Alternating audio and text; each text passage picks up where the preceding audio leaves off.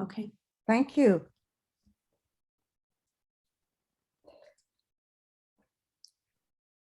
We're now very excited to engage in the launch of our book, Leila Hashemi and I, of Antiquities, Smuggling in the Real and the Virtual World. I'm Louise Shelley, the co-editor of this project, and co-editor of this book, and the director of the Terrorism, Transnational Crime and Corruption Center. This project is a result of a long collaboration that was started in 2017 when the State Department provided us initial funding for a project to study trade of antiquities from Iraq and Syria. And we named this project CLASSY, Countering the Looting of Antiquities from Syria and Iraq. We want to especially thank Zaina Kanawi and her team from the State Department, who were wonderful to work with.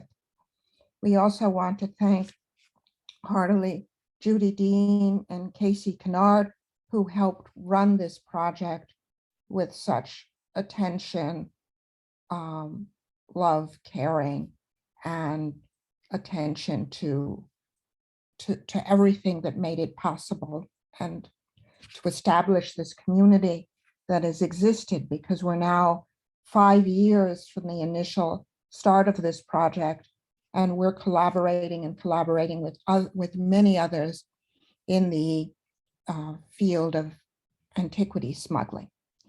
I was hoping we would be joined by Peter Sowden, who is our series editor, who is going to say a few words, but we'll give him a chance later.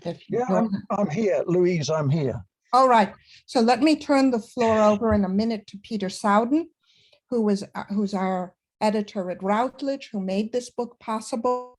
And then I'll turn the floor over to Leila, who will start the event. But Peter, please join us and say a few words. Thank you so much. Well, I'm Peter Sowden. I work for Routledge, and I'm the book editor at Routledge, responsible for this book and for Louisa's wider series, the Transnational Crime and Corruption series, of which this is the 11th book published so far. I love coming to book launches. It's a great delight being an editor of academic books. You get all this interesting stuff crossing your desk. And I think all good books should be celebrated. So here we are celebrating. I haven't got a glass to raise a toast to the book. For most of you, it's Monday morning, but for me, of course, being in Southeast London, working from home, all I've got is my regular cup of tea. But anyway, we celebrate this book, which I think is a very good book. And I'm not an expert on any of the detail, but I was impressed by the book when I read it through, about the richness of detail in it, about the unexpected things that I learned, which seemed to me to include the fact that a lot of this antiquity smuggling is in small scale, low amount stuff. A lot of it is fueled by a market in America, which includes people with perhaps an overzealous wish to own artifacts from the biblical world, and the kind of depressing way the international regulations don't seem to work, and some countries seem to make it all too easy for the smuggling to go on. So in my opinion, I'm delighted to be publishing the book. What else can I say to you? I've never been to a book launch yet, but what there wasn't somebody in the audience who had another book, which is another of the great delights for coming to book launches. So whoever it is out there who's got their next book in them, please let me know about it in due course. But that's really all I wanted to say. I think more expert people will say more. I'm delighted to be publishing the book. I wish it every success and look forward to the rest of the talk. Bye-bye from me. Thank you. And that's the wonderful part of this Zoom era, is that we can be joined by speakers from all over the world. And this is the first Zoom book launch I've had on Zoom, and it's wonderful. And thank you for all your support over this time. And it's been difficult producing this book in the COVID era, but we've done it and there's even more to celebrate. So thank you. And with that, I'll turn the floor over to Leila Hashemi, who has been just out front and center on this project from the start. And I see some people in the audience who are interested in data analytics as well as in antiquities. And one of the things that Leila helped bring to this was innovative data analysis to understand this smuggling. And this is a work that she's continuing now as an NSF postdoc at TRAC. So Yeah, turn the floor over to Leila. Thank you. Thank you, Louise. Thank you, Peter, for joining us. Thank you, everyone else, for joining us as well. I'm Leila Hashemi. I am a data analyst and researcher at TRAC and worked on the Classy project, sort of running the online monitoring portion of the project. And I could not ask for a better or more favorable group of people to work with. A lot of them will be speaking today about their chapters. We're very excited to get started. Before we do, I just wanted to go over a little bit of housekeeping.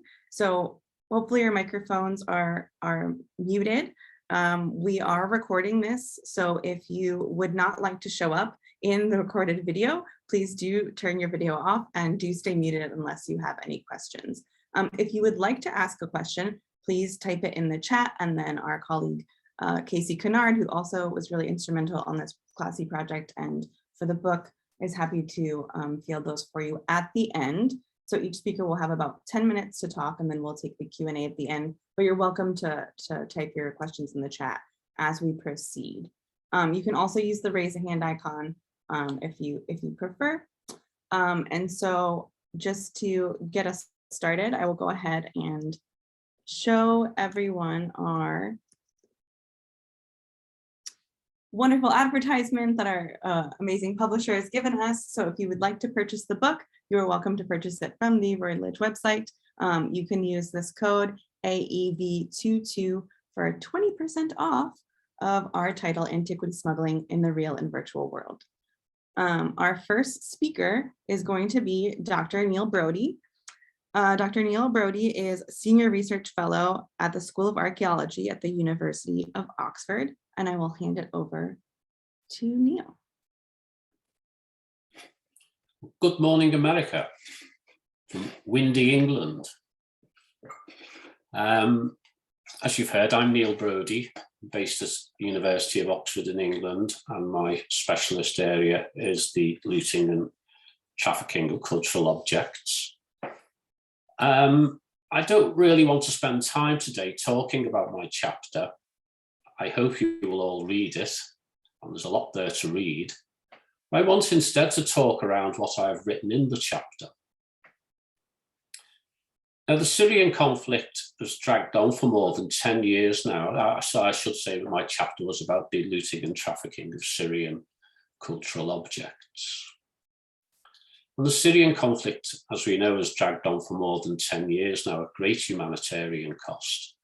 And the looting and trafficking of cultural objects is far from being the worst thing that has happened there. It is what we are here today to discuss. Now, I first started studying the looting and trafficking of cultural objects in the 1990s, at a time when archaeological sites and museums throughout Iraq were being looted in the aftermath of the First Gulf War. We knew at the time that sites and museums were being looted, but we didn't really know that much about what was happening. There was no satellite imagery, there was no aerial or drone photography, not much internet, there was limited digital imagery, and no cell phones with their integral cameras. Fast forward 20 years to Syria. As you can read in my chapter, all those technologies now exist and have been used to great effect by people inside and outside Syria to document the looting that has been happening there. Unfortunately, the same technologies have also acted to transform the nature and scale of the looting. eBay, Facebook, WhatsApp, and the rest have transformed the market, making even small antiquities and coins marketable and worth looting. So the looting and trafficking has intensified. As I said, it has also become more visible and therefore, in theory, more open to investigation. Though regrettably, beyond documentation, investigation has not much happened. I know some Syrian objects have been recovered, but not that many when we look at the evidence of destruction on the ground. And internationally, how many people have been arrested and convicted for looting and trafficking offences? Not many that I know of, and again, not many at all compared to the evidence of destruction on the ground. We have been witnessing what has probably been the greatest cultural crime of the 21st century, and the criminals and profiteers seem immune to apprehension and retribution. And internationally, how many people have been arrested and convicted for looting and trafficking Iraqi, Afghan, Libyan, Yemeni, or other cultural objects? Again, not many that I know of. And the threat of looting and trafficking persists, as we know from recent reports coming out of Afghanistan. In fact, it is a tragic example of policy dereliction that more than 20 years after the cultural heritage of Afghanistan was subject to merciless looting, the same threat looms again. Are the same people or organisations responsible? Why was nothing ever done over the intervening period to stop them? Why does the looting and trafficking never seem to end? I've said that new technologies have made looting and trafficking inside Syria more visible, but what happens when material moves outside Syria? As I have argued in my chapter, it seems to vanish from view. Why is it not being identified and recovered? I think one problem is that we are looking in the wrong places. We are looking closely at Western Europe and the United States, but we should be looking too at Eastern Europe, including Russia, and at the Gulf and other Middle Eastern countries. We are all aware, I hope, of the recent recovery of looted Syrian objects from a private museum in Lebanon, for example. So, we are looking in the wrong places. But I think another problem is that we are looking at the wrong things. We are understandably concerned about the looting and trafficking of cultural treasures, but less so about the small everyday antiquities and coins that comprise the bulk of the material being looted. Not worth much singly, perhaps, but in aggregate, able to generate significant profits for criminal entrepreneurs. And who are the criminals profiting from this trade? We need to rethink our models, which are still based on 20th century ideas of debonair dealers, prestigious museums, and celebrity collectors. Louise Shelley, for example, has been talking about trade-based money laundering. There is not a lot of evidence for trafficked Syrian objects being used to this end, but that is not to say it doesn't happen. Are shadowy transnational criminal organisations using large quantities of low-value antiquities and coins to launder dirty cash obtained from other illegal ventures? As I said, there is not a lot of evidence, but when we look at what evidence is available, it can certainly be interpreted in that way. We need to look more closely. Louise also has a lot to say about corruption, rightly so. I myself have been examining the activities of enablers and facilitators, the scholars, conservators, and curators who lend their expertise to criminal enterprise. So, looking in the wrong places and looking at the wrong things. The really big problem, though, is that there just aren't enough people doing the actual looking. There aren't enough people with the necessary knowledge and expertise investigating the trafficking out of Syria and the criminal organisations involved. And not enough people with knowledge and expertise might be bad enough. But what is worse, perhaps, is when people without the necessary knowledge and expertise make extravagant and unfounded claims which are a gift to pro-trade lobbyists, and that people like me then have to waste time correcting. So if you don't know what you're talking about, please keep your mouth firmly closed. And who exactly are the criminal organisations profiting from the trade in Syrian objects? Are they the same ones set out to profit from trafficking Afghan material? If we had broken the Syrian trade up 10 years ago, would Afghanistan's cultural heritage now be much safer?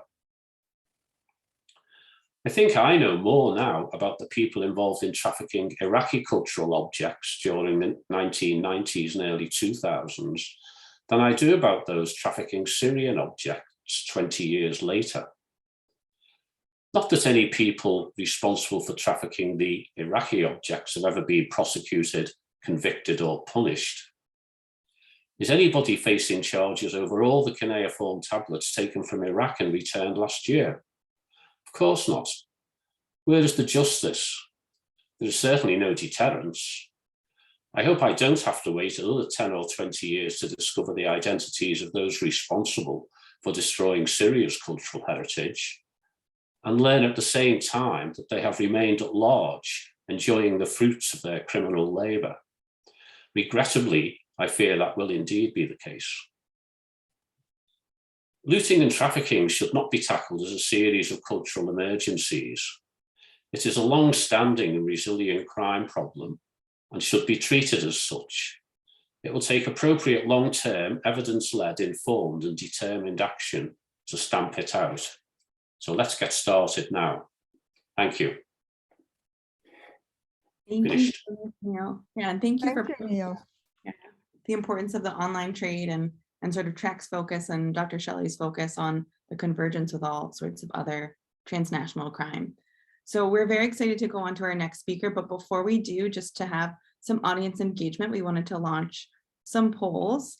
So our first question is, how did you hear about the event? So hopefully you're able to see the question.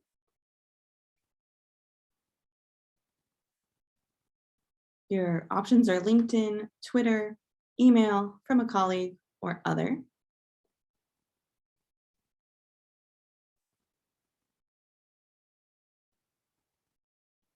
Give about 5 more seconds for any more responses. Lovely. Okay, so it looks like most of you heard about our event by email, so that's great.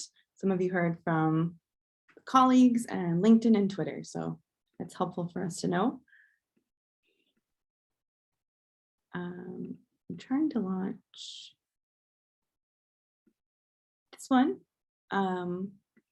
Okay, here we go. Have you attended a track or event or webinar before? Yes or no? I'm very interested in the answers to this question.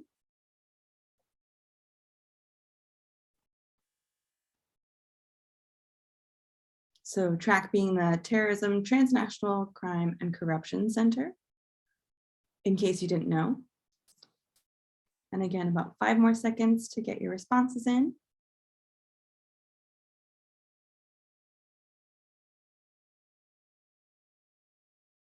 Okay, closing the poll.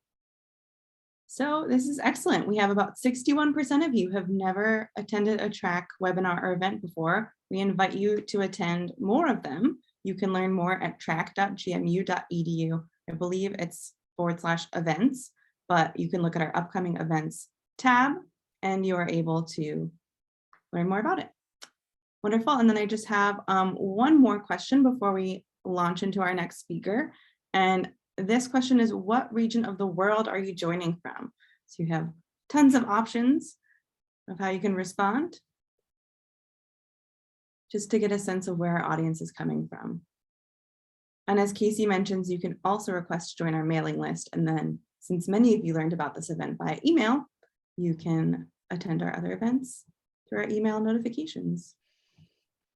And we have lots of great events, especially in the COVID era of virtual webinars.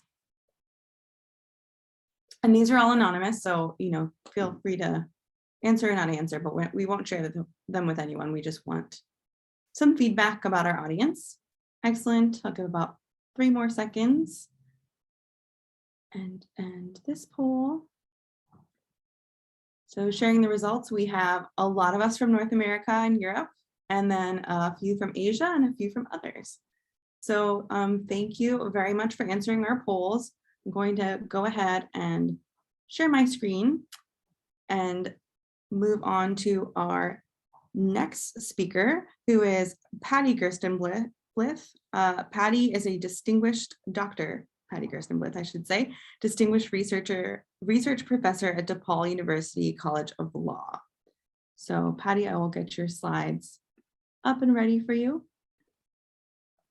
And then you just let me know when you'd like me to advance.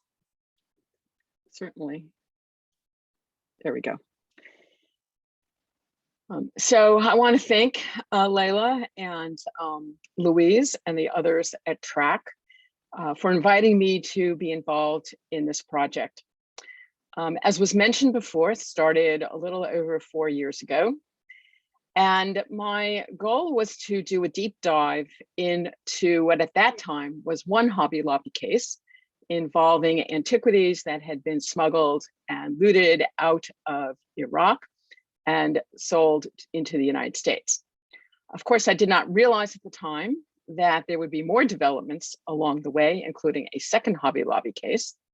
And so I particularly want to thank Layla and Louise for their patience as I continuously had to revise my chapter and update it to almost the very last end of what I think is the end of the story. My goal was to do a deep dive into what had happened in the past, and having the government documents available helped a lot with that. But as Neil Brody said a moment ago, we can look back and learn a lot, but whether that is merely descriptive of what happened in the past, or whether we can derive any prescriptive information, I'm a little bit less sanguine about the ability to do that. So I'm going to briefly mention the two cases and their background. I'm assuming that many of you are already familiar with that, and then try to draw some more general conclusions. So Layla, can I have the next slide, please? Okay, so the first set of artifacts that were not trafficked, but the first set that were seized by the US government involved close to 4,000 objects, which were acquired by the US corporation Hobby Lobby in 2010 and 2011 and were shipped to the US. They were eventually forfeited to the US government in 2017, and Hobby Lobby, it was a settlement, so they chose not to contest the forfeiture. And in both these cases I'm going to talk about, there was never any full litigation. So I can only go on the allegations that the US government filed and not necessarily have a full, in fact, not have a full court opinion on what was in those allegations. But essentially, Hobby Lobby purchased this corpus of material involving cuneiform tablets and other types of objects, and they involved 3 types of violations of US law. They were imported in violation of import restrictions under the US implementation of the 1970 UNESCO Convention, which related back to the date of 1990. Secondly, they are considered stolen property and therefore illegally imported because they would be owned by Iraq under Iraq's state ownership law, which goes back to the 1930s. And third, they were improperly declared upon import as to their country of origin, which was stated to be, these came in several different shipments, so variously stated as Turkey or Israel. Their value was lowered so as to use an informal import procedure. And in fact, what they were stated to be ceramic tiles, the type of thing that Hobby Lobby deals with in their craft stores. Layla, next slide. The second case involved this Gilgamesh tablet, so a single object, which, as far as we know, first surfaced in London in 2001. Therefore, its looting had nothing to do with the war in 2003. The tablet was seen in the apartment of a Jordanian dealer, Rahani, and seen by a US Antiquities dealer, later purchased in 2003 and brought to the United States. It was considered illegal for basically the same 3 reasons that we saw with the larger group, the 2017 forfeited group. But in this case, there was also very specifically a misstatement of the provenance of the Gilgamesh Tablet, which was stated to have been sold in the United States in 1981.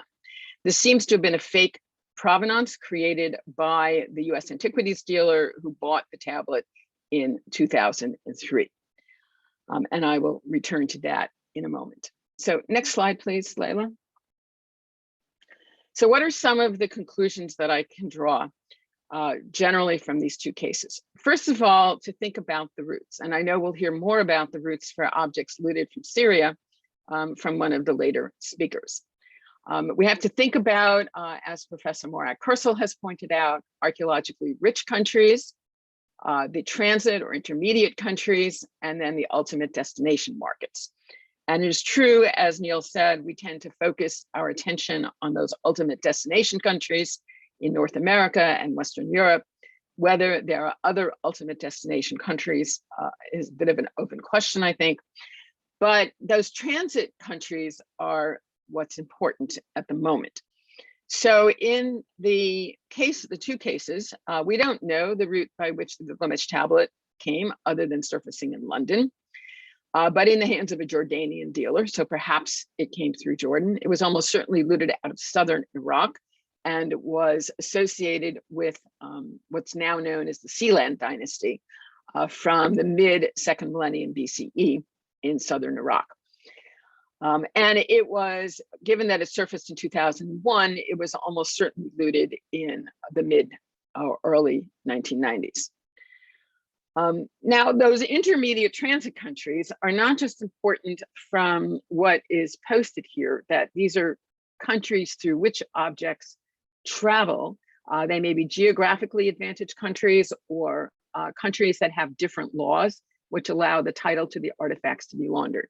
But they are also countries that are plausibly stated on the import documents.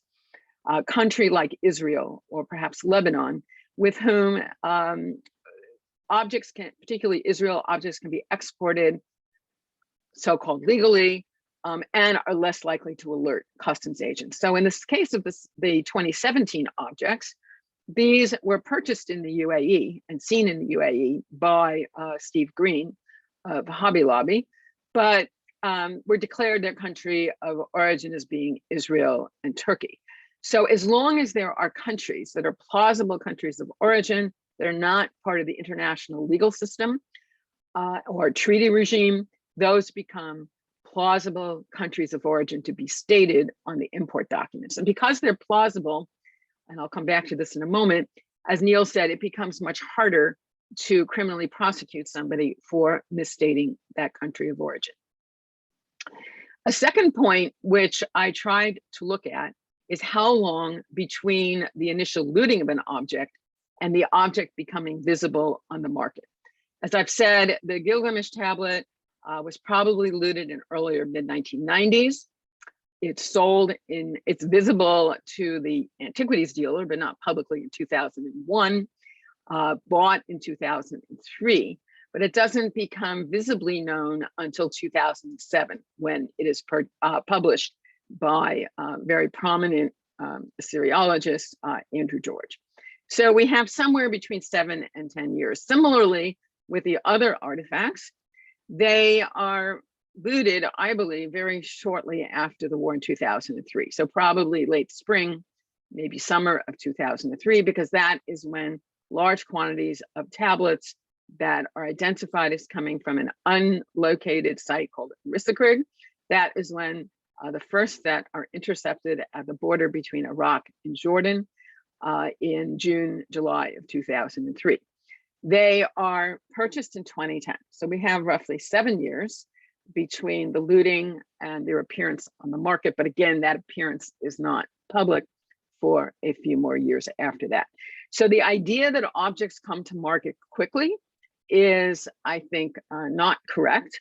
Objects can be warehoused. We don't necessarily know where they were warehoused, whether in the Middle East itself or elsewhere. We don't know that. But clearly, and this is something important from a legal perspective, we can take it easily 7 to 10 years, and in some cases, maybe longer, before something becomes known. I might as well go to the next slide, Layla.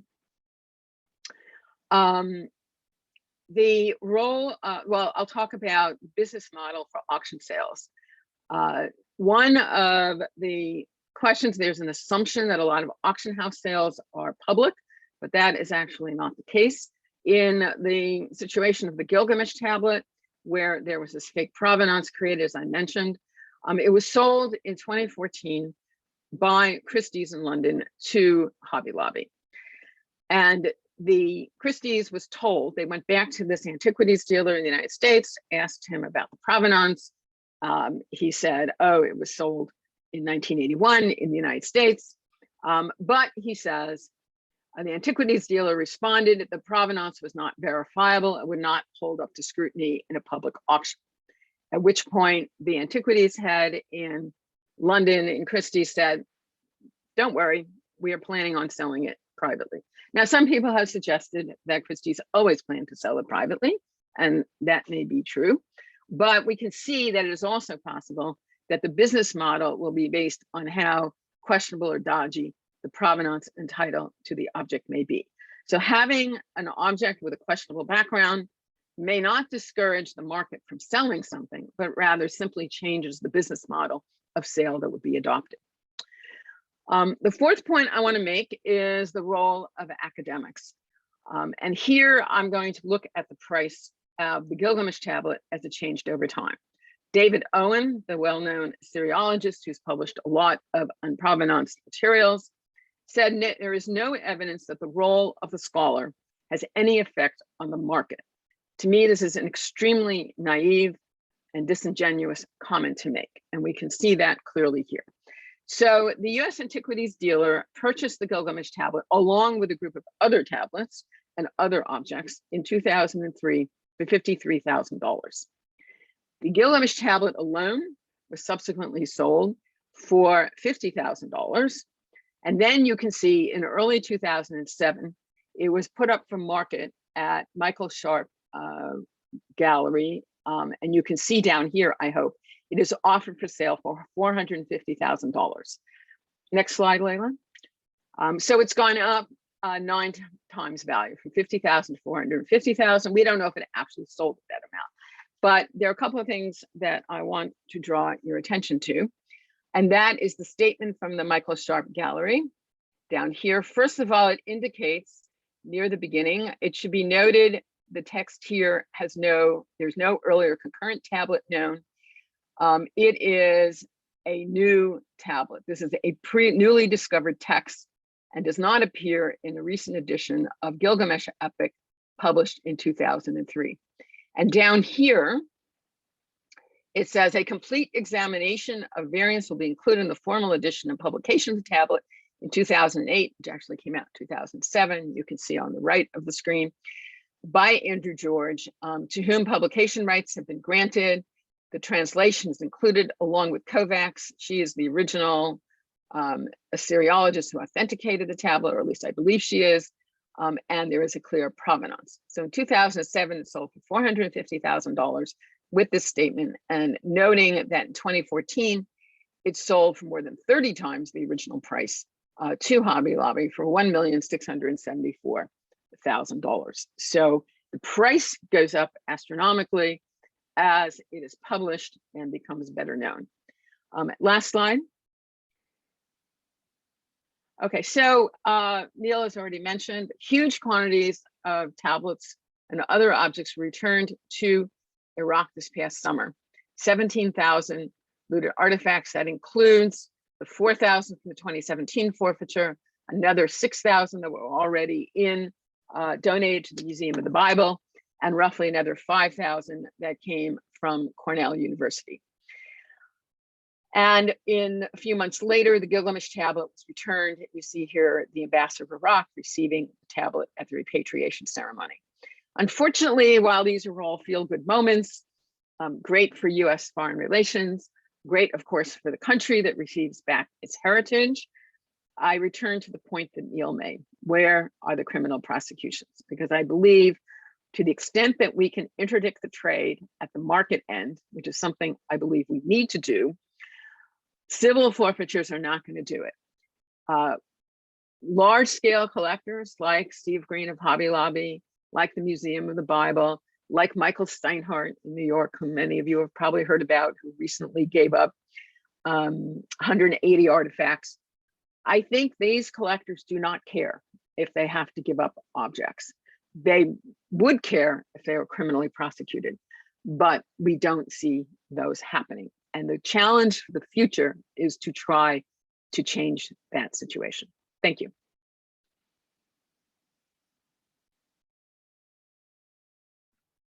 Thank you so much, Patty. Yeah, thank you for pointing out the importance of criminal prosecutions. And also, I really enjoyed obviously reading the chapter several times, and especially the point about the role of academics and the change of price of the Gilgamesh Tablet. So again, if you would like to post your questions in the chat, we will answer those at the end, but without further ado, we will move on to our next two speakers. So we have a co-authored chapter with Dr. Ira Spar, who is Professor of Ancient Studies at Ramapo College of New Jersey, and Antonietta Catanzariti, who is a scholar and assistant curator for ancient and Near Eastern art at the Fear-Sackler Galleries.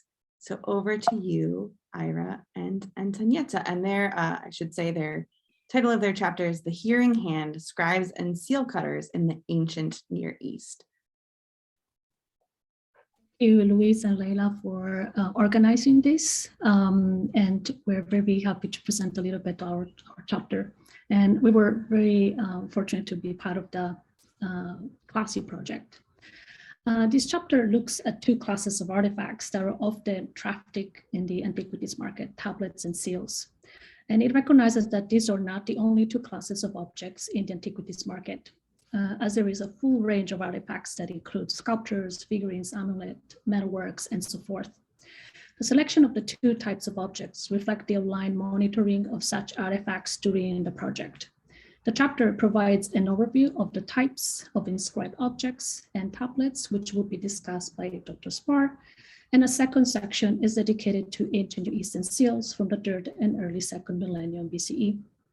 The goal is really to provide an overview of the objects in the ancient Near East, how they were used, made, and types. Knowing the object is a key element. As we point out in the chapter, experts can and often collaborate with the authorities to identify objects that counterfeit. The next slide. In the section dedicated to seals, I discussed their function as mainly being administrative objects used during economic transaction, but seals had many other functions.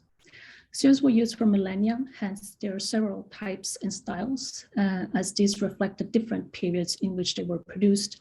And here are some of the images of the seals that were included in the chapter to provide a sense of the different types and as well of how style changes over time. Of course, the chapter doesn't allow to include all the different various types that exist of seals. So it was really a selection that was being made. There are mainly two big types of seals that one can recognize. These are the stamp seals that you can see here at the top, and then you have the cylinder seals. And these are very small objects from 1 to 3 centimeters. Seals are often also attached to implements, which are rarely survive. So if you see this example here, there's a perforation. And so it's a perforation that goes across the seals. You will have an attachment that allows for the seals either to be rolled or impressed on a lump of clay. The display, and in our chapter, by giving this information, I myself for the seals, and then later on, Ira will talk about tablets, is also to make a point that it's very important to understand and know the objects from the ancient East. And we dedicate a section of our chapter as well to counterfeits and fakes.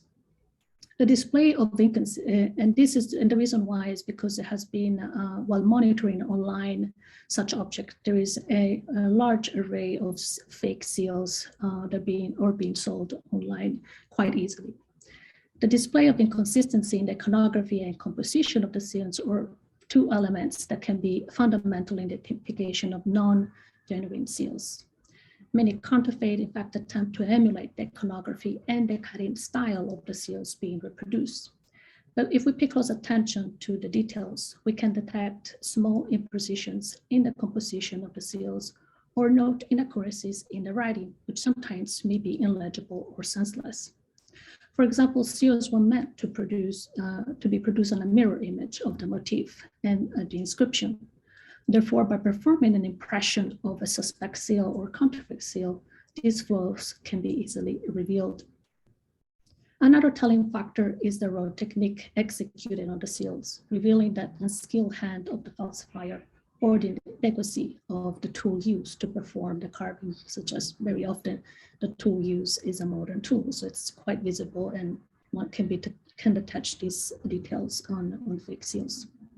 With the increase in use of online auction houses, the presence of the above-mentioned types of seals on this platform has also grown. Along with the issue of the problematic authenticity of the objects, another matter that needs to do scrutiny is their provenance, as just said. An object found in online sales platform will commonly have information that indicates the auction house where it was acquired and the date. The object may be said to be from a private collection with a city name and country, and it might also give information of the collection history for about 50 or more years. More suspicious is the terminology used to define the seals. For example, while monitoring the seals online, easily you could see that these were generally defined as ancient Near Eastern seals, Mesopotamian, Sasanian, or Intaglio. These terms do not reflect either the region, the type, the typology, or the time period needed to truly identify the seal on sale. Interesting enough, while doing the monitoring on commercial platform sales in 2018 during the Classy project, fake seals were described as mentioned above for being sold as little as $1 and said to be shipped from Thailand. In 2020, fake seals shipped from Thailand again reached a price of $150. So since 2018, the price of such fake items has grown, which could easily contribute to the circulation of demand of ancient seals. And this is a phenomenon that needs more and more follow more close attention and study moving forward. And I will pass the word to Dr. Spar so he can cover the section related to inscribed objects and tablets.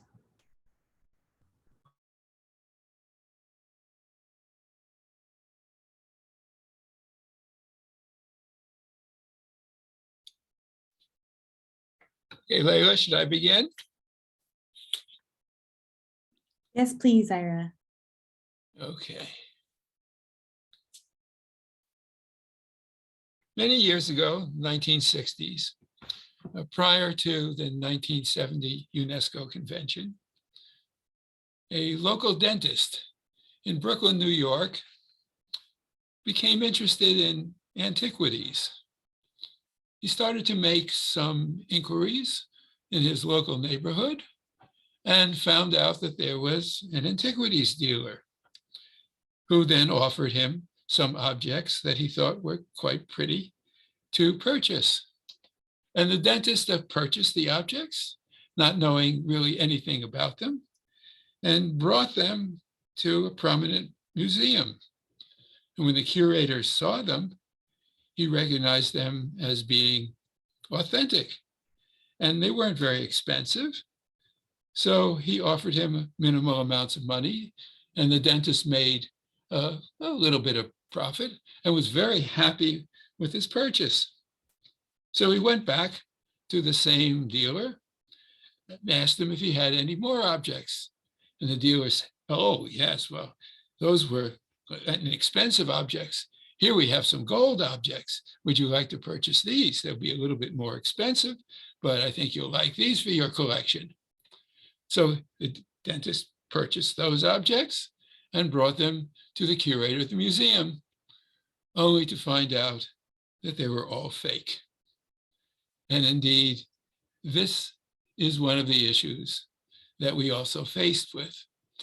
In the Hobby Lobby case, not only did they purchase objects from the ancient Near East that were thousands of years old, cuneiform tablets especially, and others, but they also purchased many fragments of the so-called Dead Sea Scrolls, all of which, as Patty knows, turned out to be fake. So it's very convenient for dealers to salt their one or two good objects, often with fakes. And when I worked in a museum, I would see that maybe 85% of the objects that were brought by local dealers were fake because they didn't know the difference themselves between what was real and what was fake. So let's go back into the ancient Near Eastern world and see what the real objects would look like. And here we see two scribes. One on our left, he seems to hold what looks like a wand in his hand, but it's actually at the tip of it is a square. And the edges of that square could be used to impress cuneiform wedges into the tablet which he holds in his hand. He is actually inventorying goods that were booty from a war. Meanwhile, the man to his right, he has a more pointed stylus in his hand, and he seems to be writing similar things on a piece of parchment. Unfortunately, all the parchment, which is mentioned in cuneiform tablets, have been lost, all burned up or disintegrated when cities collapsed, but the tablets survive. But they survive in two different forms. Many were kept in libraries or they were kept in pots. So if you were an individual and you had a company, you had a large container, like a big piece of pottery, could be a few feet high, and you stuffed it with all of the receipts from your company. And when destruction occurred, that pottery would be broken apart and the pieces of your household investments would be scattered about.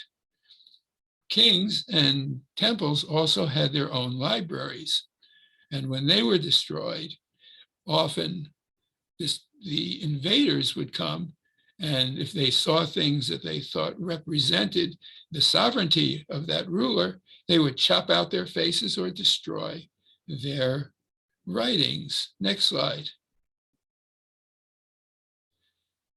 So here we take a look at one of the writings. On the left, far left, you see an envelope.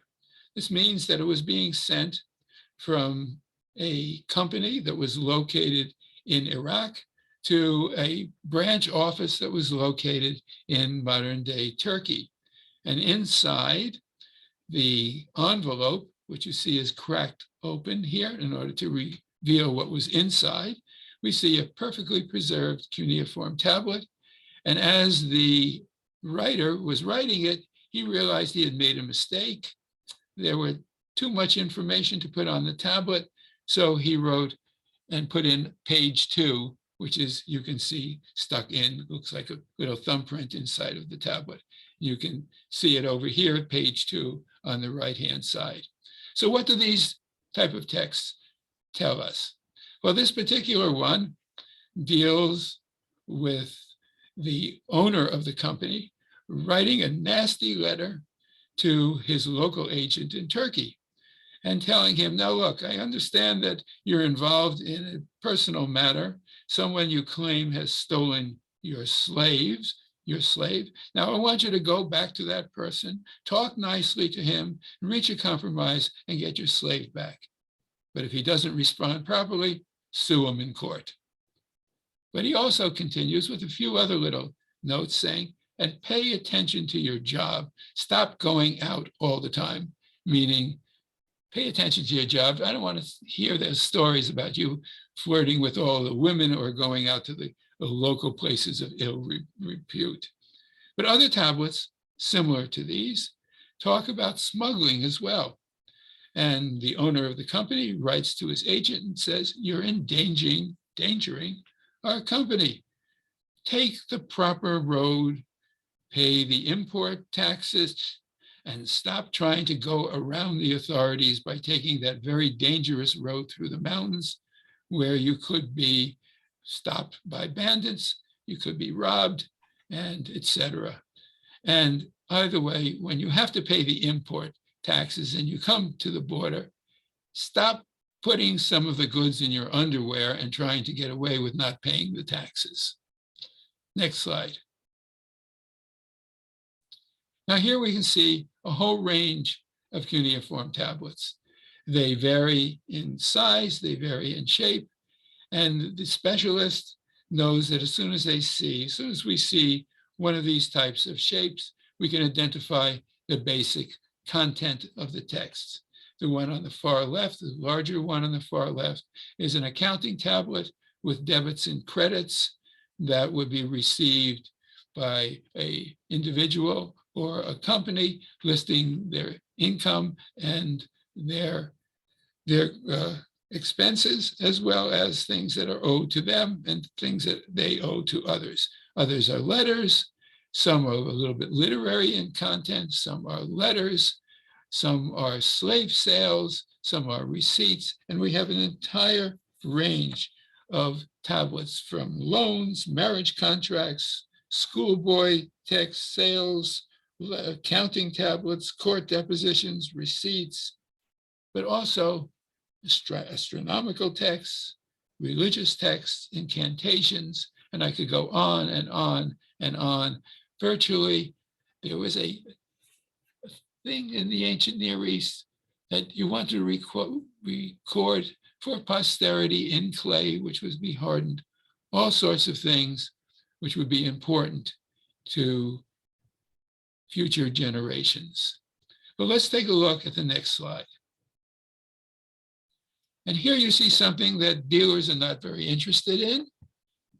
They don't record much in the market. There's hardly any value.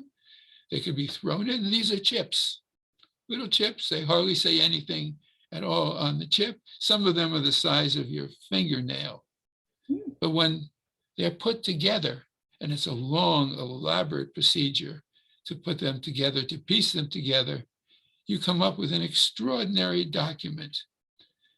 And in this particular case, we know this is a part of a series of texts in which the king of Babylon has threatened the king of Assyria with war.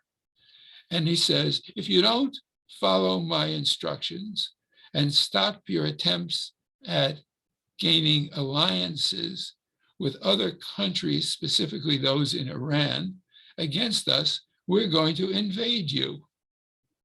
And this tablet shows that the king of Assyria then gave in to the threats of the king of Babylon and agreed to a peace treaty in order to avoid war. So things haven't changed in thousands of years. This tablet was written probably about 2,500 years ago in its original, and you see here 2nd century BCE. It was copied and copied and copied because it was considered to be so important. So as we look over the vast amount of objects that are coming from the Middle East, and we have to realize that there are right now hundreds of thousands of small objects in museums and private collections throughout the world, and probably hundreds of thousands still lying beneath the ground. And it's an ethical dilemma. What happens when you do find a tablet, such as the one that Patty pointed out, the Gilgamesh Tablet? Personally, I don't associate with those people who have collected those type of texts. But little fragments like this, seemingly worthless, can be of vast importance in understanding the history of the ancient Near East and the similarities of civilizations today to those that have long been gone, buried beneath the sands of Iraq and Syria. Thank you.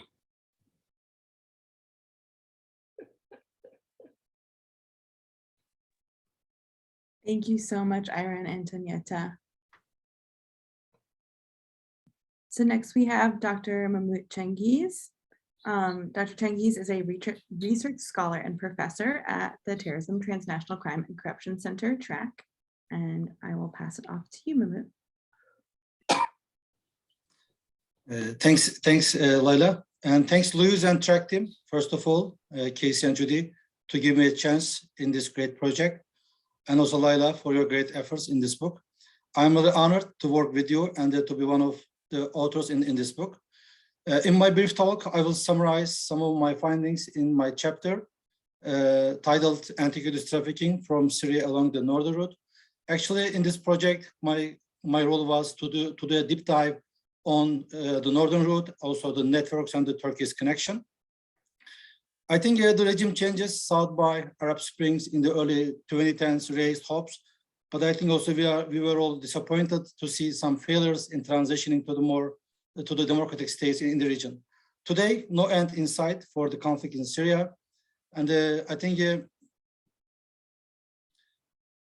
is really difficult to understand who is fighting for what interest in the country. Many game players, many non-state actors. I think in just 5 years, the database has recorded more than 50 jihadist groups. And of course, always we are giving our attention in Syria on ISIS, whether it is really defeated or not, or maybe another Al-Qaeda group as the replacement of this ISIS in Syria.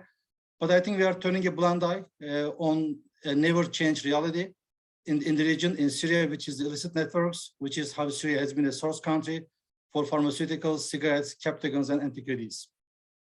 I think it was quite similar what happened after the oust of Saddam Hussein in the region, because Turkish police also seized and recorded some increases in the number of antiquities stolen or trafficked from Iraq.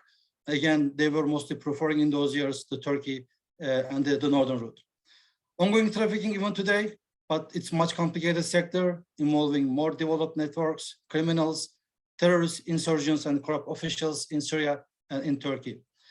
And my methodology, and I used mixed methods in my chapter, quantitative data and the qualitative data, which my quantitative data came from the police reports, and also my qualitative data, I did some open-ended ethnographic interviews with 4 former Turkish antiquities traffickers in Gaziantep, the border city to Syria, and in another Hatay border city to Syria, also I did another 3 interviews with the former Syrian traffickers. Actually, it was a question how I was able to reach out to these respondents, because actually I worked for Turkish National Police more than 15 years. So I was in the borderlands, border provinces to do some research in Iran, Iraqi, and Turkey's Syrian border. So my previous position helped me to reach out to these respondents in the field. Very briefly, antiquities trafficking and illicit economy in Syria. I think smuggling networks have operated in Syria since the state was founded in 1961. And then even in the 1980s, when Hafez Assad ruled the country, the market value of the illicit trade was around $1 billion. In the early 2000s, the shadow economy was estimated as 24% of the overall economic activity in Syria. So also I try to check the most prominent components of the shadow economy in Syria, because also it's coming from my field experience, we know that trafficking and smuggling groups, they have merged. So they are moving from one area to another smuggling or trafficking area, because it makes sense, they are money oriented. So they are just pursuing for their profits.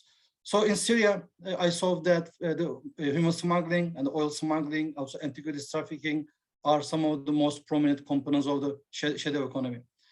Of course, also, I know that in Turkey, the human smuggling investigations and oil smuggling investigations are showing us that there are huge increases in the statistics showing the involvement of the Syrians and also the Syrian criminal groups in Turkey. As you know, in Syria, there are more than 4,000 documented archaeological sites, which makes the country one of the largest source counters in the world, also which presented some opportunities to ISIS, because ISIS was controlling these territories. Then ISIS had a chance to sail or to tax traffickers and smugglers in these archaeological sites. Also, I should tell you that there is also market for counterfeit and fake antiquities in Turkey. For example, Turkish police seized in 2018 more than 15,000 fake coins in a Turkish town on the border with Syria. Currently, the destination countries for Syrian antiquities, according to my research, range from Thailand and China to the UK, France, and Germany, and Turkey, Lebanon, and the UAE, Dubai are the most popular transit points. How about very briefly the illicit economy in Turkey? In my 2019 book on the illicit economy in Turkey, I analyzed the major trafficking and smuggling areas, and as well as corruption in Turkey and also money laundering. Its value, the illicit economy, its value was more than $5 billion in 2010, but I think today it is much more higher than this amount in Turkey. Turkish police is conducting more than 14,000 smuggling and trafficking investigations in the country. And also, when I look at the development of antiquities trafficking, so it is spanning into distinct periods in Turkey. In the first period, in the 1990s, it was marked by a significant increase in the number of stolen antiquities. By the late 1990s, the trafficking of antiquities had morphed into a nationwide phenomenon, as exemplified by Turkish police reports of 55 seizures in the country's 81 provinces, and they were mostly tomb robbers and also illegal excavators. I think today, antiquities trafficking groups, they collaborate also with criminal groups for distribution of the stolen items and selection of target countries. Also in my research, I try to analyze and examine some ongoing investigations or previous investigations. For example, in one of 2017 investigation, it's showing us how antiquities trafficking has been transnational in the region. Because in this investigation, 16 antiquities traffickers were arrested in Turkey, Bulgaria, and France. And then more than 5,000 historical pieces were again seized by the police in the 3 countries. Then the group leader was arrested in Bulgaria in this investigation.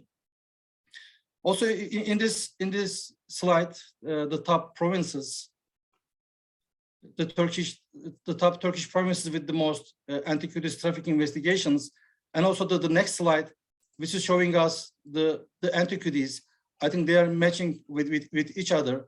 So we can say that when we look at this antiquities investigations, so there are, for example, antiquities investigations in the provinces with ports like Izmir, Aydın, Muğla, and Antalya. So this is a message for us that these traffickers are using the sea route, and also in some metropolitan cities, Istanbul, Ankara, and Bursa, on the border with Syria, and also therefore serve as entry points into Turkey, like Şanlıurfa, Hatay, and Gaziantep. So they are the provinces in Turkey's and Syrian border. And on the border with Bulgaria, also I saw that there are some police seizures in Kırklareli, so which is showing us or giving some messages about us, the northern route, and also how these traffickers are transferring these antiquities from Turkey to all destination countries. Also in Turkey case, I want to get your attention on the facilitators, because they are really very critical actors. They are the collectors and the dealers of art and antiquities who either operate individually or are linked to the traffickers. So their role is to provide national and international connections for the marketing of antiquities. When it comes to the coins seizures in Turkey, every year Turkish police is seizing more than 70 or 80,000 coins. So it's another big market. Also, it's another market linked to Syria as well. So how about more specifically the trafficking routes? According to my research, there are 3 routes traffickers have been using. In the first one, the Balkans land route through Bulgaria, Romania, and Austria to Germany, France, and Switzerland. And then the second alternative route for traffickers was the Mediterranean Sea route from Turkish harbor cities to Italy, and then to Germany, Scotland, and the UK, and the US. And the third one, the Black Sea route from Turkish harbor cities to ports in Romania, Russia, or Ukraine, and then to Germany, Scotland, to UK again, and also US is another alternative trafficking route.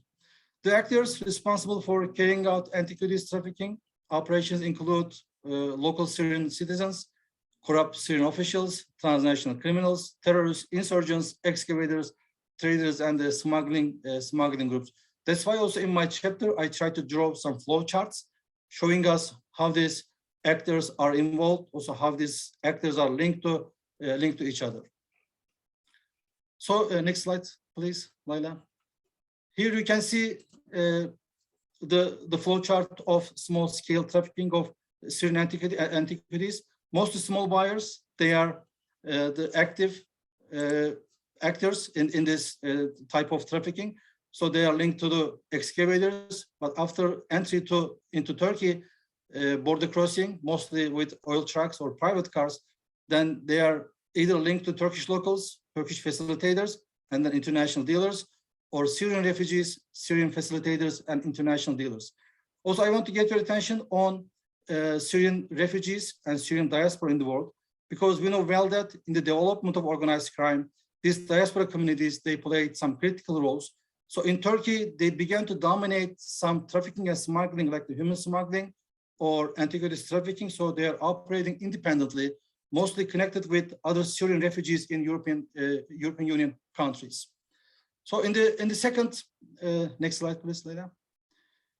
When it comes to the flow chart of large-scale trafficking of Syrian antiquities, I saw that also the wealthy buyers, they are involved in antiquities trafficking. So the sources for wealthy buyers are excavators, and in some cases they are small buyers.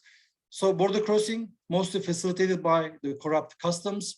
After the entry into Turkey, either Syrian facilitators they are linked to, or international dealers. Alternatively, also again, I have seen the involvement of criminal groups, Turkish groups, Syrian groups, or in some cases the mixed Turkish and Syrian groups involvement in the transfer of these antiquities. Then, of course, they are connected to the transnational criminal groups. Next slide, please. And in my chapter, this is the third flow chart showing us the antiquities trafficking by this HTS, because after ISIS lost territory, alternatively this HTS, Al-Qaeda group, they began to control some territory. Also in my research, I have seen that there is a correlation between controlling a territory and also between generating revenue from antiquities trafficking, either by the sales or either by taxation. So in 2018, 2019, when I was doing my research, I saw that in the territories controlled by HTS, also the group was generating revenue. Also together with SNA, it is the continuation of Free Syrian Army. They were the moderate opposition in the early years of Syrian war. But today, these groups are mostly known as Turkey-backed groups in northern Syria. Also, they are controlling territory. Again, if I come back to my point on controlling territory and also their linkages to antiquities trafficking, I think we can say that these groups also are generating some revenue. So when I come back to the flow chart, you can see here HTS and SNA, the small buyers and excavators, they are the sources. But after entry to the Turkey again, facilitated by the corrupt customs, it's again much complicated. Former jihadists, Turkish criminal groups, and then transnational criminal groups are involved, or former FSA members. They are either linked to Syrian criminal group and transnational criminal groups, or Syrian facilitators and also international dealers. So in my conclusion, I can say that southern route was replaced with northern route after the civil war, and that the partnership between criminals and the corrupt officials using the southern route was replaced with ISIS until the group lost territory. After that, HTS and the Kurdish groups, they also began to control territory, and also they are involved in antiquities trafficking.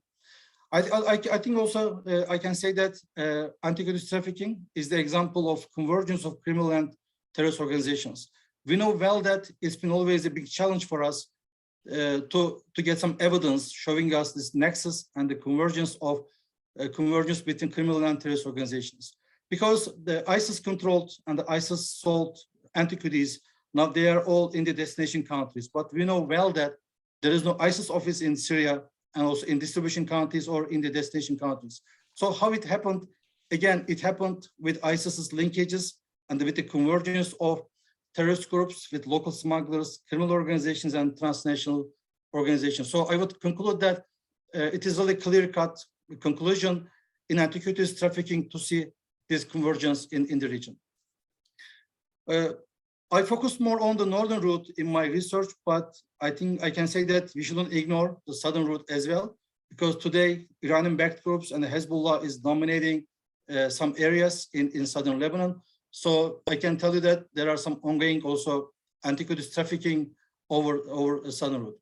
And then my final remarks would be, considering the presence of well-developed and settled networks in the region, corruption as a facilitating factor, porous borders, weak law enforcement capacity, lack of cooperation, and ignoring the role of public-private partnership in the region, I think we will see in the future ongoing debates on how the antiquities in the regions have been subject to plundering, looting, stealing, and transferring to the Western world. I think we really need to give our attention on this issue. Leda? Thank you so much, Dr. Chengiz. Thank you for pointing out again the convergence with other forms of illicit trade, including oil and weapons trafficking. As you can see, we have an amazing group of colleagues. We have a very multidisciplinary approach with law enforcement backgrounds. We monitored the trade in over 7 different languages. We have lots of questions coming along in the chat, but we definitely want to get to our last speaker, who is Michael Lockney, who is founder and president of Lockney Associates, LLC. Over to you, Mike. Hi, can you hear me okay? Yes, we can. Excellent.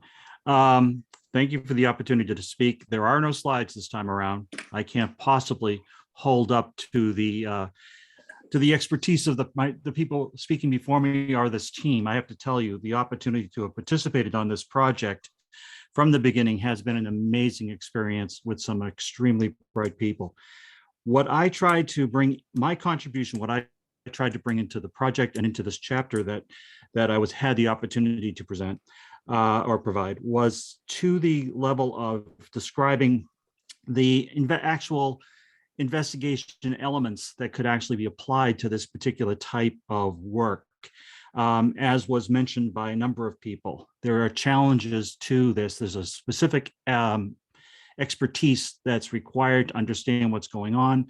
And to understand the nature, to understand the value, to understand how things get priced, all these things that actually fit. My training, my background is in financial crime investigations. So what I tried to do was bring those financial crime investigative elements into this particular sector to see how they might be applied. And I think there's a significant opportunity for that as a means to attack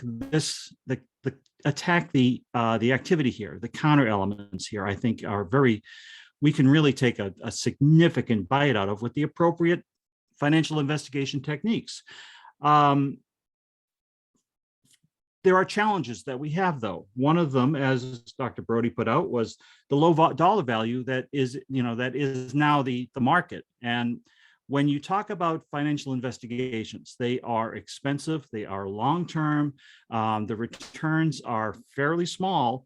I don't, by comparing it to other types of cases, to compare an antiquities case to a narcotics case, for example, the money is so much more to that. So when law enforcement looks at this as an area to investigate, they have to decide where they're going to apply their resources and their training. And they'll go largely to the places where they get the biggest return on their investments, like any other business, like an enterprise does. So antiquities usually, what I found was there's some tremendous people in governments around the world that have the ability to work these kinds of cases, but they're very few, and there's few in number, and they're widely spread around the world. So it makes it very difficult for them to actually work these cases to really any significant end when you look at this from the overall perspective. So it's not that there's a lack of expertise, it's that the expertise is limited. And therefore, if I have heavily experienced group in New York City for antiquities, I may go someplace else to conduct the illicit activity where they're not. And that creates another challenge. Or go to a country where there's just not that kind of expertise available, and I'll work the illicit activity there. So it's that kind of activity in the trade-based area that presents. By the way, I really enjoyed Ira and Antonella's presentation because it shows that the smuggling elements and the lying, or the smuggling and falsification of documents, and this is a particular type of work, goes way back thousands of years. So I can see how this all ties together. But let me focus on the particular element that I really tried to bring forward in the chapter. And that is when you bring in financial investigations into this as a process, we've had a lot of discussion, very valid discussion about how the commodity, the item, the artifact is moved from this location, from the excavators, and put it forward out to the point where it's bought by a purchaser at the end of the supply chain. Absolutely right and valid. What not really discussed very well is the financial structure in which that transaction occurs. Remember, at the end of this all, It's not the artifact, it's the money generated by the artifact, which is the objective of the organization. So if we can build effective financial investigative tools to go after the networks that deal with the financial structures that are involved in this particular activity, that might be something we get more interest and more understanding. And we have a lot more tools that are out there for us to work with. The understanding of how they move through banks, how they move through remittance systems, or how they work through wire transfers, and understanding connections and the actual movement of the money, not necessarily as the artifact goes out, but as the money comes back. Because without that cycle, what's the profitability for illicit activity to take place? So what I try to bring into this is a discussion of, there's a point where we can start looking at patterns within the financial structures that these illicit actors use that we can use to help identify, deter, maybe stop them. Another point Mahmoud brought up, and I want to emphasize this, is the transnational crime element of this is highly likely. When you deal with the excavators, the point where the item is obtained, for example, they don't necessarily have the international structure by which to move the product to sail halfway around the world. They have a means to send it along a line where somebody then picks it up, and maybe someone after that picks it up, who then has the ability to have that international communication, that international transport and accomplishment. So it's not always, there's a network that may well be in place for many of these artifacts to help facilitate that as a particular flow structure. And identifying that gives us the opportunity to interrupt the flow. The other thing I try to bring out is, I've already mentioned, law enforcement, I think, is largely overwhelmed by this because we just haven't had the resource applied within the law enforcement sector to really take a large bite out of this. It's no one's fault necessarily. It's just that sometimes law enforcement is overwhelmed because of the other challenges that they face. But there certainly is a need for that, and that's something I think we tried to emphasize. I think we have, what's the other point I wanted to bring up very quickly is the other challenge we have, and I had heard it discussed previously, was the prosecutive element here. Prosecutions, certainly, there are some very strong prosecutors and people that have done very good work there, but there's a challenge in society about which is the more appropriate resolution to these issues. The buyer may not necessarily know that the artifact, for example, was stolen and everything was falsified during the process to hide it from them. But you also have, therefore, should they be prosecuted? And is a repatriation, a civil settlement, a better solution to obtain the value of the artifact back to the original owners or truthful owners?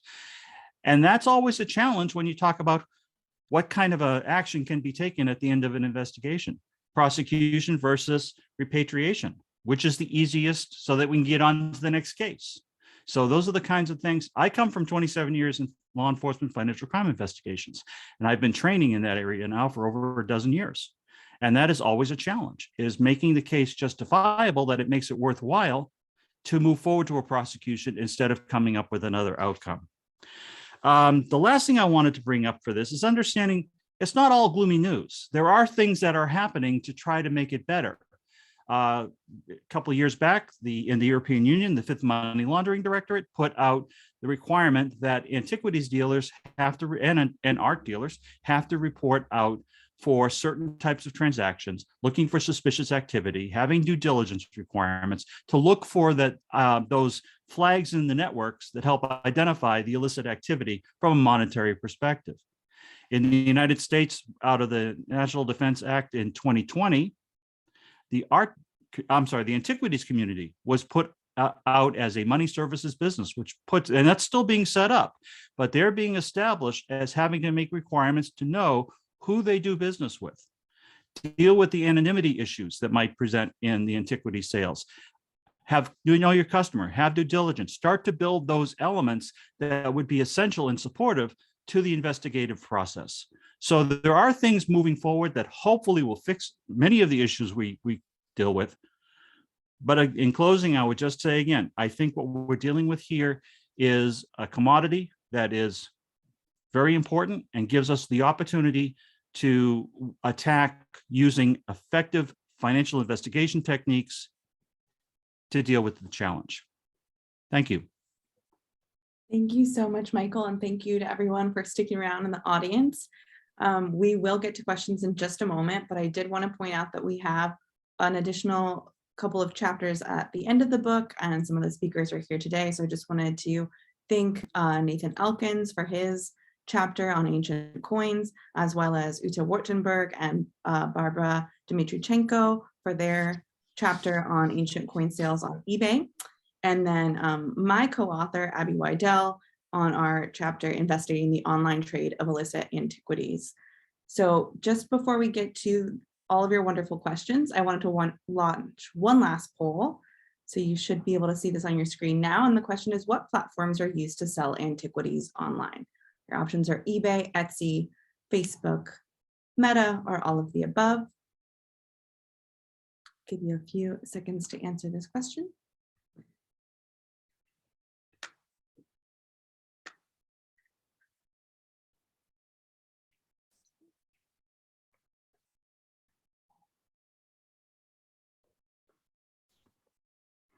All right, I'll close the poll in 3, 2, 1.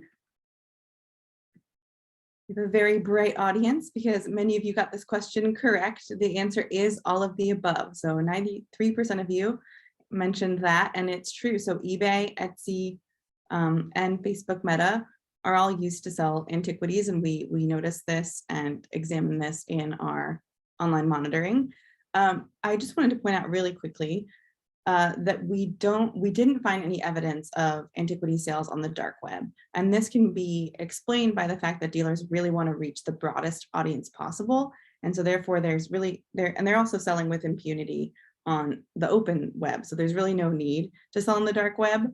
The dark web also requires a lot more technical skill and reaches a smaller audience. My hypothesis is that in the future, as we see more regulations, so for instance, Facebook Meta in 2020 changed or updated their community standards to ban the sale of artifacts. We haven't really seen too much of an impact there, that with increased regulation that we may see a shift to dark web sales and advertising as we see with other forms of illicit trade. I just wanted to point that out. And then we will transition into some questions. So I'll pass it over to Louise to field the first question. And if some of our speakers could stick around for a little bit longer, because we do have some great audience questions. Mm-hmm. Thank you so much.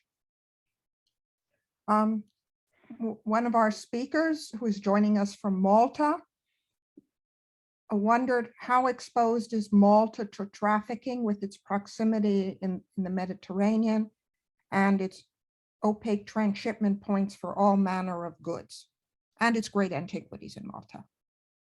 Is there someone who wants to answer? I see Patty shaking her head. I don't know anything about. I just like the antiquities in Malta. That's why I was shaking my head. I mean, it's a central crossing area of the Mediterranean, so I guess one could assume that, but I don't have any information or evidence about Malta in particular. I'll take a. Yeah, Michael Mahmoud, yeah. I also mentioned about some routes in my talk, three different routes. I think these routes are showing us how resourceful these guys are, these traffickers are. So it wouldn't be surprising for me, for example, if I see in the future any case linked to Malta, because in the second route in my research, the Mediterranean route, sea route from Turkish harbor cities, because also I showed you some Turkish cities, Izmir, Muğla, and Aydın in the agency. So they are used as maybe some distribution points from Turkey to destination countries. So in the Mediterranean sea route from Turkish harbor cities to Italy and then to Germany, alternatively, maybe there is no evidence, but it wouldn't be, as I said, surprising for me if I see some linkages in Malta. I'll just join in real quick on that because to my worthy friend from Malta asking the question. The problem or the issue is it's from looking at it from a financial perspective. as he well knows, the banking systems in Malta have been highly vulnerable for a number of years, which makes it very easy to set up the processes to which to move illicit revenue, as well as the trade structure that's there because of the nature and requirements that are involved in documentation. While I don't have any specific information on Malta, all of the flags and indicators that would be a place at high risk, I think, are certainly present. Thank you. Layla, you want to post the next one? Yes, and I forgot to mention thank you to Dr. Louise Shelley for writing the introduction with me and for bringing us all together for this amazing classy project, because we couldn't do it without you. So our next question is from an anonymous attendee, and they ask, how can investigators and prosecutors be expected to prove criminal intent of collectors when the provenance of the artifacts are often manipulated or unclear? Would it make more sense to go after the facilitators of this looting and trafficking? And then they say they would also like to hear the panelists' thoughts on the recent US government action to ban import and these items from Afghanistan, and if they think these kinds of actions are helpful in containing the problem.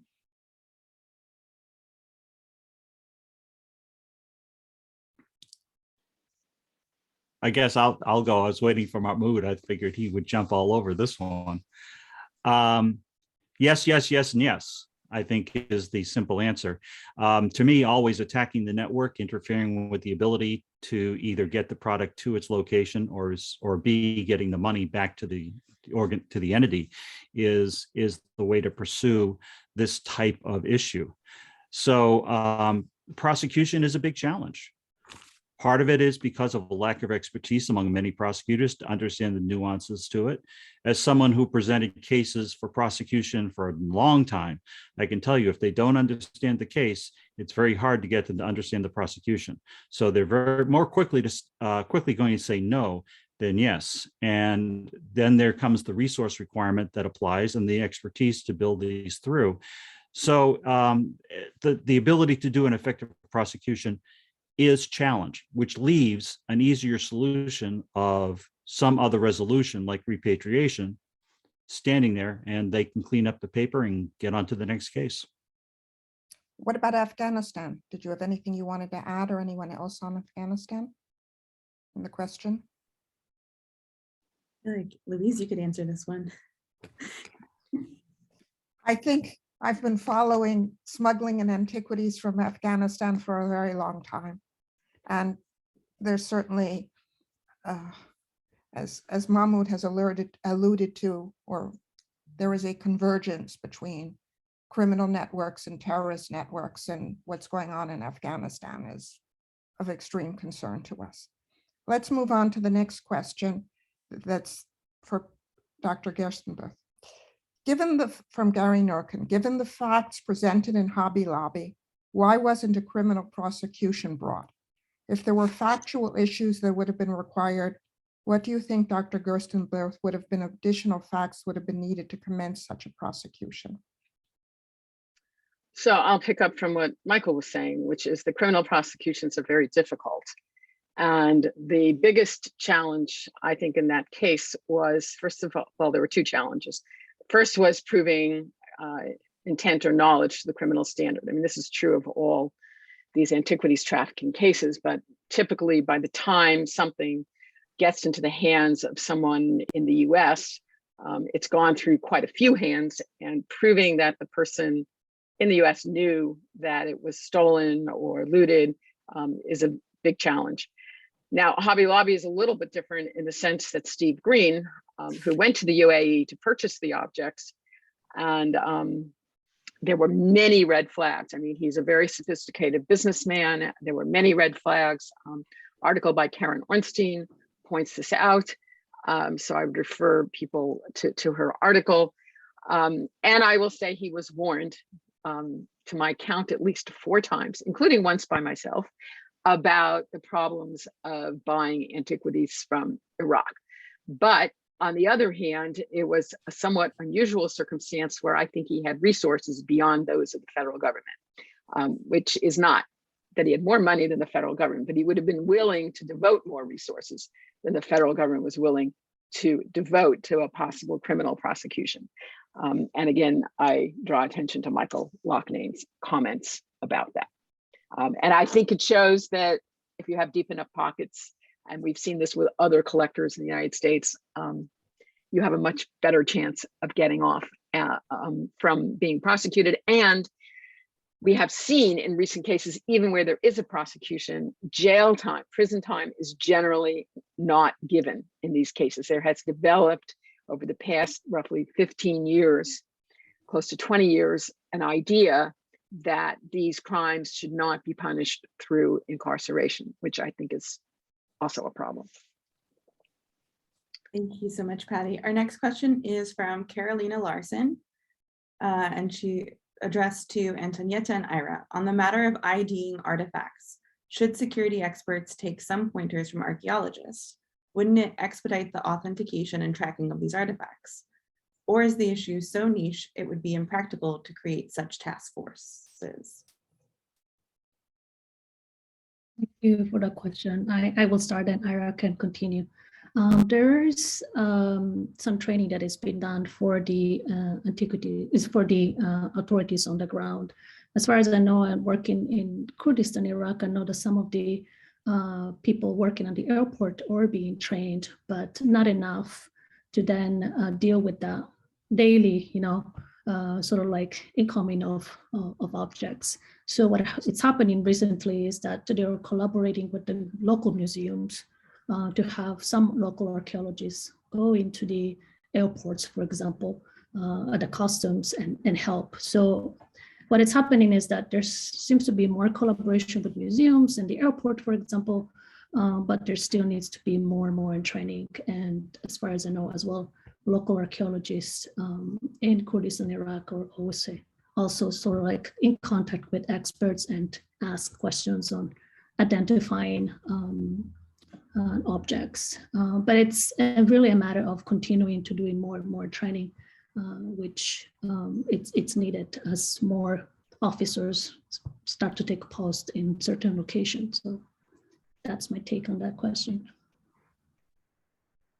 Just follow up with a few comments.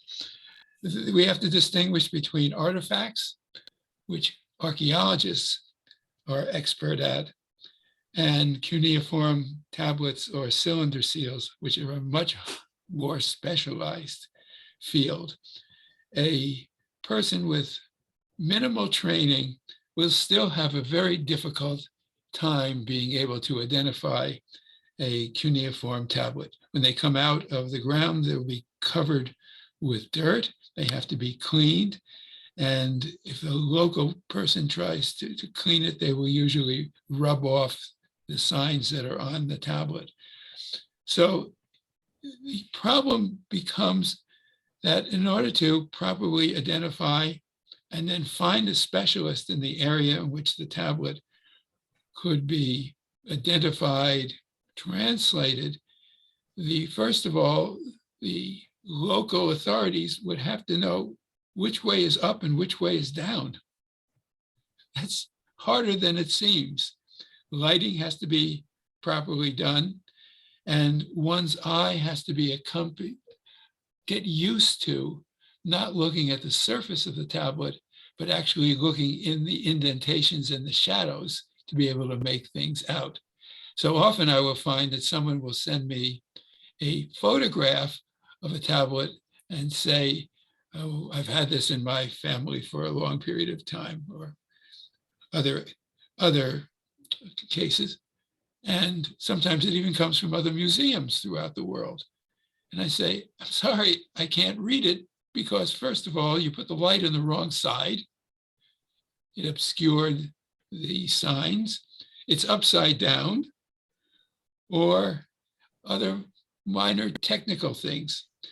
So museum personnel would need to have listings of specialists in cuneiform that they could then contact to be able to ascertain the validity of what is being found.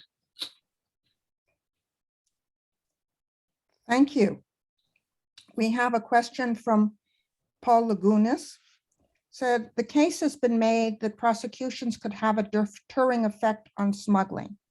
But what about tariff duties and enhanced border screening? role, if any, would these have to play in inhibiting antiquity smuggling? You've addressed that in part, Ira, and also what's the state of international agreements on the prevention of smuggling and the protection of cultural heritage?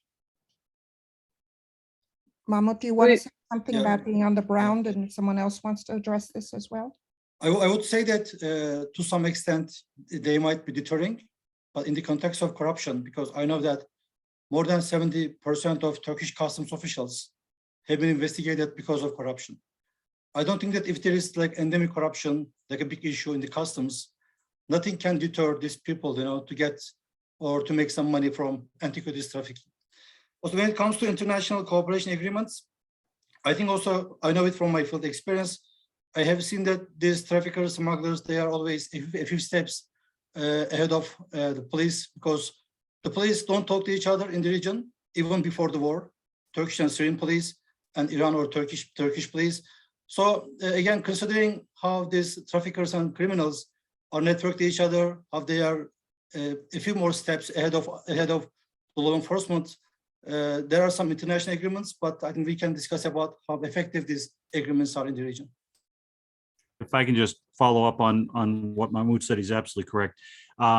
Relative to the taxation issue and the other issues, this is something that's very important to recognize, particularly from an investigations perspective, is that law enforcement, to most extent, is a reactive structure. It will conduct an investigation when it becomes aware of an event that has occurred. Then they will launch the investigative process to build the elements for a case. And that's the approach that's taken. Finding it proactively by law enforcement is very difficult. That's why I'm excited by at least the attention being given to building out certain laws and requirements, like the Fifth Money Laundering Directorate in the EU and the new MSB, Money Services Businesses Rule relative to antiquities here in the US, because it's putting in place those elements that are designed to be proactive, to identify those risk factors, to identify those flags, and to have the responsibility then to report them to law enforcement in order for that reactive process to begin. In that reactive process, now we're talking about all kinds of things can be applied: money laundering, other types of activities such as smuggling, the violation and avoidance of tax. All of those things can really bring a hammer in for that enforcement. But really, they have to have the investigation first in order to bring those kind of issues to bear. I want to bring up something that we haven't discussed so far. I want to go back all the way to the archaeological excavations, not the illicit ones, but real archaeological excavations. And you're hiring local workmen. And I can just tell you a personal experience. When we found in a certain excavation, we found objects right at the end of the day. It was too late in the day to be able to take them out of the ground. They had to be photographed, they had to be drawn and whatnot. And so we put bags over them, we covered them with dirt. And it was also in an area which you couldn't get to because it was at least 10 feet below the ground where we had found these artifacts.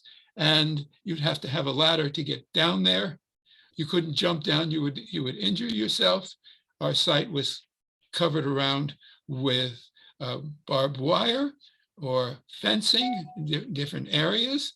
And still we came back the next day, we were robbed.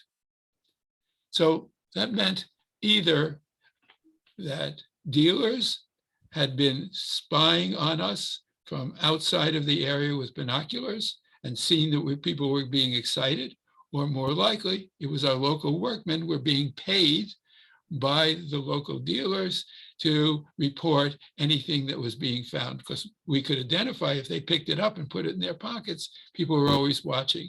But instead, they could then tell the dealer could then cut through the wire, or in this case, the gate was closed. So someone knew where the key was to the gate to come in, bring a ladder with them, go down into the pit, take the objects and leave, and then close the gate behind them. We arrived the next day, everything was gone. How sad.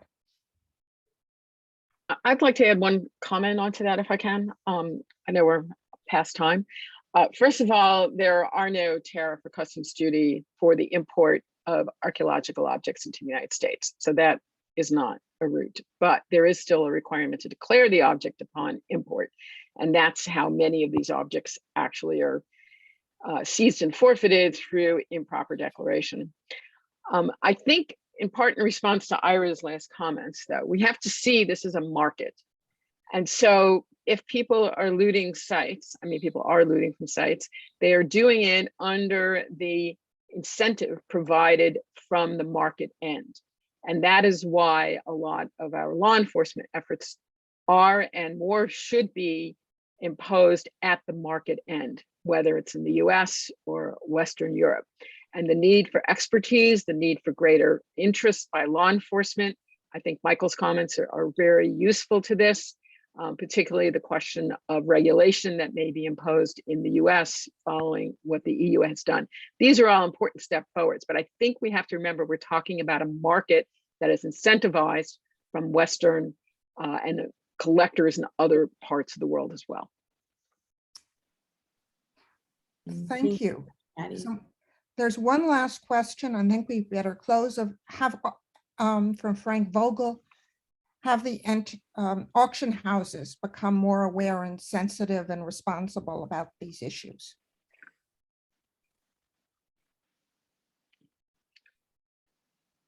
Well, my opinion is that they've become more aware, but they've been aware now for a good 20 years, 20 to 30 years. As I said, I think they've simply changed how they do business and where they do business.